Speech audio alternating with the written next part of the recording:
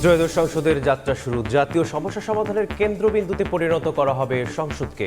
জন আকাঙ্ক্ষা পূরণের অঙ্গীকার প্রধানমন্ত্রীর। ইরান লেবাননে ব্যাপক হামলা, মোস্তাফাকে হত্যার হুমকি নেতানিয়াহুর। ইসরায়েলে ক্ষেপণাস্ত্রের আঘাত, সংঘাত ইস্যুতে উত্তপ্ত নিরাপত্তা পরিষদ।